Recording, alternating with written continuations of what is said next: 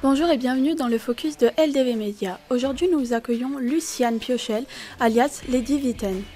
Bonjour. Bonjour. Tout d'abord, Luciane, d'où vient votre nom d'autrice ?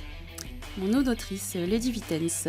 Alors, c'est en fait un anagramme que j'ai fait à partir des lettres de Walt Disney. Parce que j'aime beaucoup Walt Disney. Voilà, donc j'ai fait un mix et ça a donné Lady Vitens. Pouvons-nous en savoir un peu plus sur vous ? Alors, moi, à la base, je suis une musicienne, déjà. Et puis, je suis une maman aussi. Et un jour, j'ai eu envie d'écrire des livres, alors je me suis lancée et puis ça a marché. Donc voilà. Vous venez nous parler de votre troisième roman, Autant pour moi.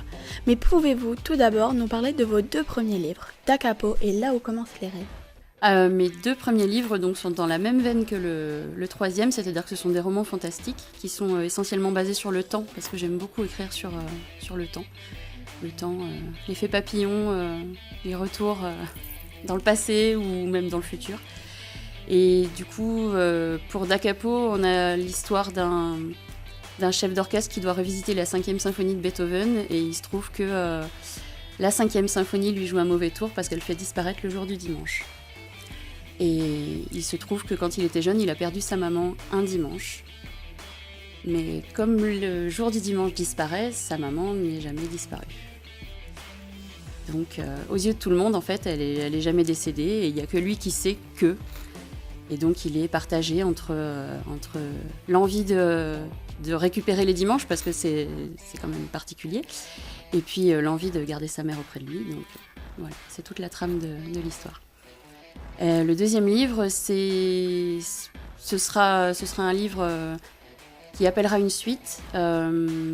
C'est un groupe de jeunes adolescents qui réalisent que dans leurs rêves, ils ont des pouvoirs un petit peu particuliers qui leur permettent de changer la personnalité de quelqu'un, par exemple, ou créer des hallucinations visuelles, sonores, des choses comme ça. Et par contre, ces pouvoirs-là, ils ne peuvent se réaliser que s'ils sont tous ensemble quand ils dorment. Et à ce moment-là, ça se réalise, mais dans la vie réveillée.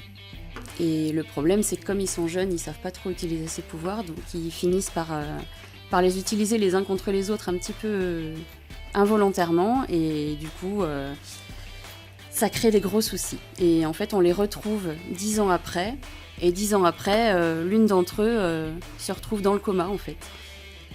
Ils savent pas trop pourquoi, et du coup, ils sont obligés de se réunir à nouveau pour rêver ensemble et essayer de la sortir de là. Intéressons-nous maintenant à votre dernier et troisième roman, Autant pour moi. Alors je vous cite elle court pour ne plus avoir à penser, pour oublier mais pas complètement. Qui est-elle ? Alors elle, c'est Laura. C'est une jeune femme d'une trentaine d'années qui se remet difficilement d'un accident de voiture qui a eu lieu quelques années avant, dans lequel elle a perdu son mari et son bébé in utero.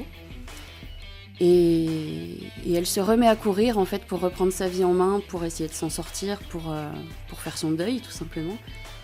Et il se trouve que quand elle se met à courir, le destin lui offre la possibilité de retourner dans son propre passé à travers des objets qu'elle trouve en courant, des objets qui appartiennent à son passé. Et en fait, ça lui permet de se retrouver. Si par exemple, elle trouve son cadeau d'anniversaire de quand elle avait 10 ans, et ben, elle est renvoyée le jour de son anniversaire, le jour de ses 10 ans. Elle a son esprit de femme de 30 ans, mais dans son corps de petite fille de 10 ans. Et elle se rend compte qu'en fait, le destin lui offre la possibilité de corriger les erreurs qu'il y a eu dans sa vie, de sorte que cet accident n'ait pas lieu. Donc en fait, tous ces petits objets qu'elle trouve et qui la catapultent dans son passé, c'est un petit peu comme les pièces d'un puzzle, et il faut qu'elle remette en ordre le grand puzzle de sa vie. Sauf que revivre une journée qu'on a déjà vécue complètement à l'identique, c'est impossible. Donc il va forcément se passer des trucs. Vous aimez joindre avec vos romans des partitions ou pièces musicales de vos créations. Avez-vous fait la même chose pour ce troisième roman ? Tout à fait, oui. Oui. Tous mes romans ont une composition musicale au piano à la fin de l'histoire. Simplement parce que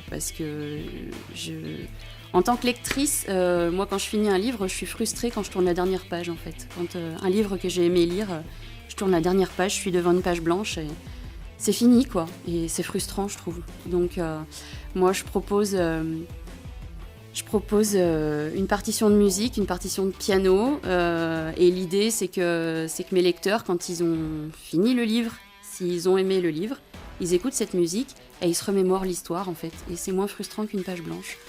Donc oui, il y a une composition musicale à la fin. Et pour les non-musiciens qui ne sont pas capables de la jouer, je propose sur la page YouTube que j'ai créée il n'y a pas longtemps, justement tous ces enregistrements en fait, de musique que je joue au piano et comme ça, ils peuvent aller directement voir ces vidéos et écouter les musiques. Avez-vous commencé à réfléchir à un nouveau projet ? J'ai plusieurs projets en cours, ouais. J'ai plusieurs projets en cours.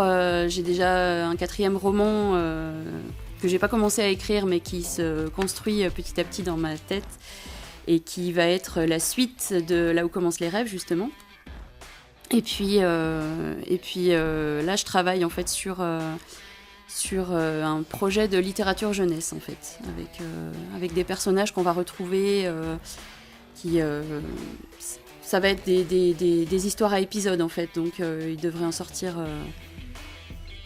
sortir plusieurs assez rapidement en fait, disons que les romans ils sortent à peu près tous les 1 an et demi à peu près. Là, ces petits romans là, normalement, si tout va bien, il devrait y en avoir 2 par an, donc toujours avec la même veine et la même composition musicale à la fin, mais seulement voilà, ce sera des histoires jeunesse à épisodes et ça s'adressera aux jeunes, on va dire, de 9 à 14 ans, à peu près. Merci d'être venu, Lady Vitens, et à bientôt sur LTV Média. Merci à vous.